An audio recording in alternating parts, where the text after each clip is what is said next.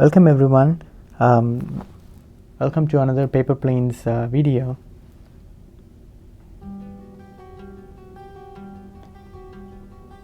So in this video we'll look at a Collins log glider. This is an indoor version which flies a lot better indoors compared to outdoors. If you want to fly it outdoors, you have to give it a little bit of elevator. Let's see how to build this. So as usual, we'll start with a piece of paper, rectangular piece of paper. First, let's make a diagonal fold. Typically, I would use a credit card to kind of make the folds much more pressed or strong. So this time, let's not do that. Because this is a complex paper plane and has a lot of folds, and some of the folds are not permanent. Like once you make these several folds, it becomes too thick and the folds start and the crease starts shifting.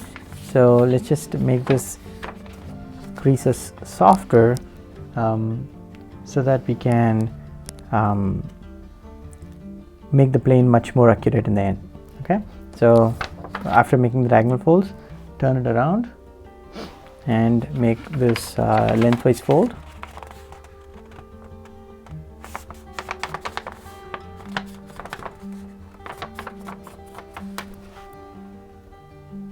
Okay, open it up, turn it around.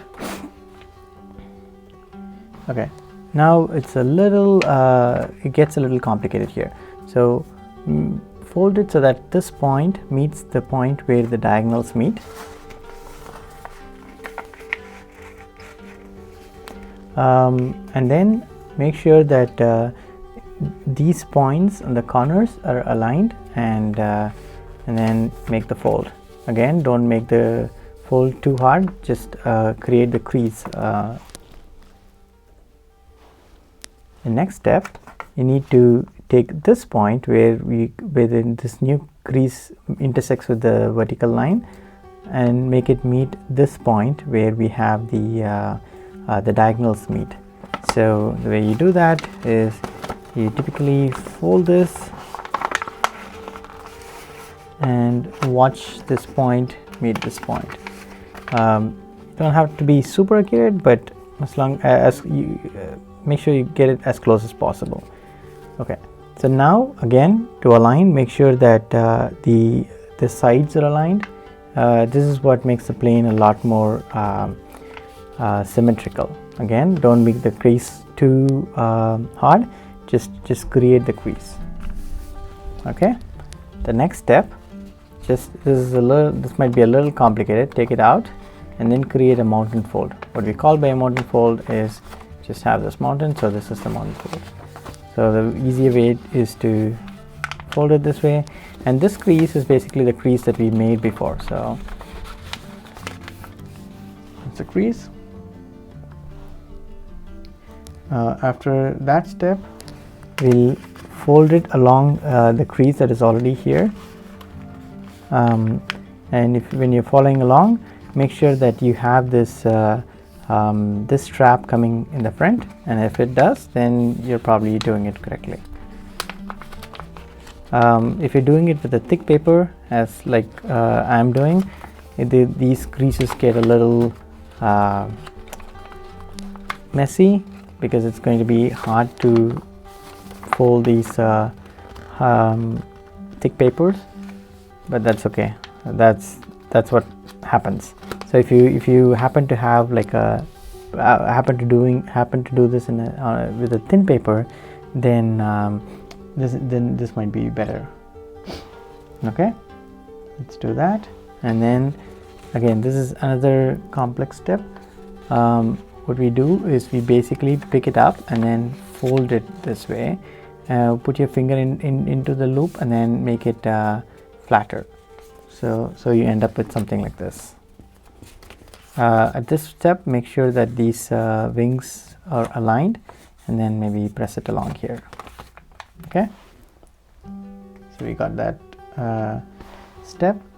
Next step, what you're going to do is we are going to pull this down. So you're going to press it here and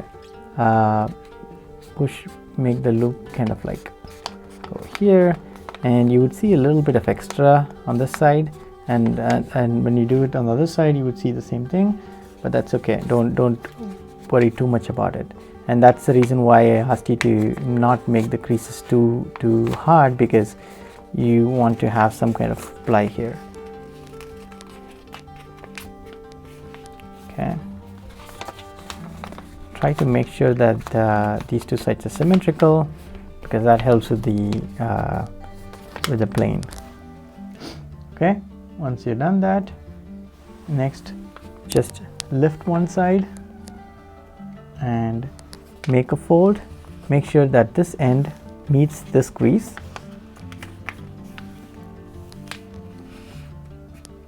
Okay, done that, and then fold it again. So just follow the crease and fold it along. For the next step, turn it around and open it up and follow the same step as before. So make sure this crease follows along this crease, or basically that corner follows along this crease, and then do it again. Just fold it again, and then you got this thing. So right now you should have something like this on both sides. Okay, for the next step, take one of the flaps here, and then fold it up till the lock that we have here, and then line it up to the very end. So just pushing it so that it's pretty much at the very tip. It's going at an angle. Do the same thing on the other side. Take it and then align it to the very end. Make sure you follow that previous winglet. Okay, so at this point I guess we are ready to kind of make these creases permanent, because that's pretty much the plane. We just still have to make the vertical stabilizers, but that's not going to affect the rest of the plane. So use your fingers to press along and kind of finalize the creases and and make everything kind of permanent. So take a credit card and kind of do it this way, so that all the creases are kind of like set.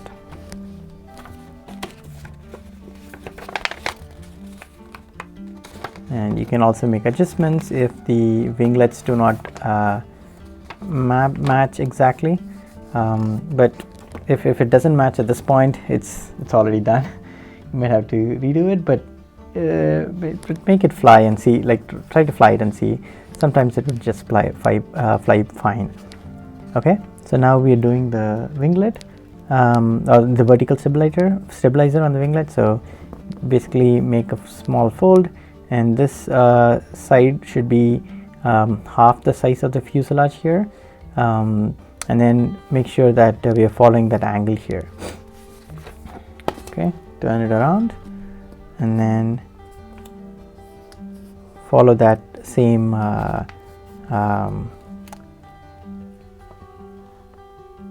the previous vertical stabilizer that you made. Okay, that's pretty much the plane. So unfold it, and then since we kind of like made finalized the creases at the last step, you would see that the plane is pretty much flat, which is good, which makes it fly like really well. And then make this vertical stabilizers vertical or perpendicular to the winglet, and this is the glider, and it glides really well indoors. And that's about it.